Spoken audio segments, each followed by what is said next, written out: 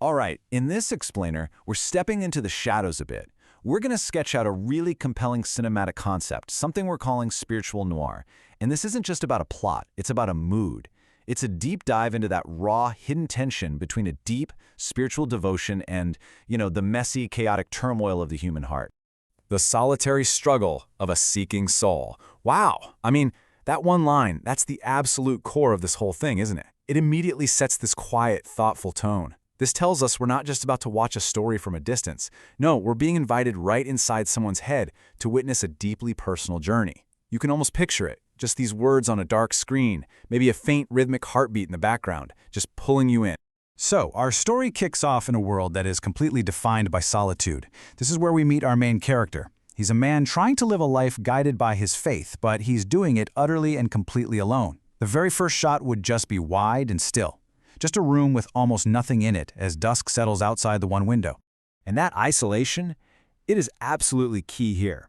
It's not just a backdrop. Think of it more like a pressure cooker for his soul. With zero distractions, nobody to talk to, the entire conflict has to play out right inside his own heart, his own mind. The silence in that room just makes the noise inside of him that much louder. Okay, but what makes this story so powerful is the conflict that's just brewing right under the surface of his quiet life of devotion. This is not some simple, straightforward tale of faith. Oh no, this is a story about faith at war, with memory, with regret, and with pure, raw emotion. And this visual just lays it all out. It perfectly captures the central paradox of our character. See, on one side, you've got his spiritual identity, a man of faith. But on the other side, you have the raw reality of how he feels, a heart of turmoil. He's angry, he's frustrated, he's grieving. He's not one or the other. He is both at the exact same time. So the big question is, how does a person even live with that kind of contradiction? And right here is where that noir element really comes into focus. All that turmoil he's feeling, it's not random. It's a ghost from a past that just will not let him go.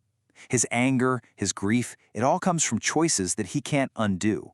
Visually, you'd see this in these quick, haunting flashes, a crumpled up letter, a shattered picture frame, fragments of a life that he just can't escape.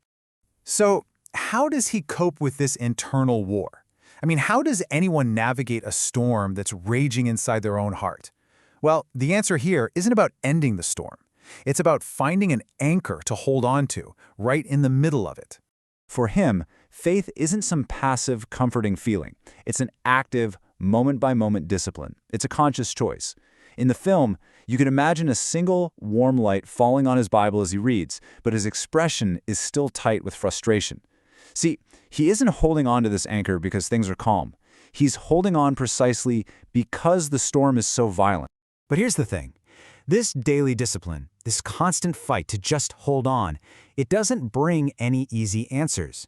In fact, it does the opposite. It forces him to come face to face with the ultimate question, the one that sits at the very core of his struggle. What is God's will for me? He's stuck. He is trying so hard to look beyond his immediate pain, to find some kind of greater purpose for all his suffering. But, as the source material puts it, he's just having a hard time. His spiritual path is totally clouded by his emotional reality. And it all boils down to this single raw question, his purpose. It just hangs there in the air. This is the climax of his journey. You could just see him looking out into a dark, stormy sky, just searching for a sign, an answer, anything. This is the absolute peak of his seeking.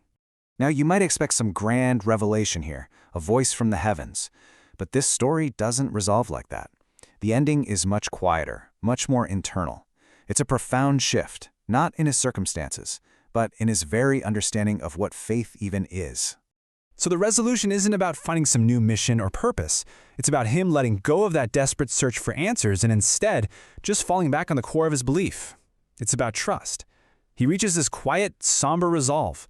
The camera would just hold on his face as all that turmoil finally softens, not into happiness, but into a deep, weary acceptance.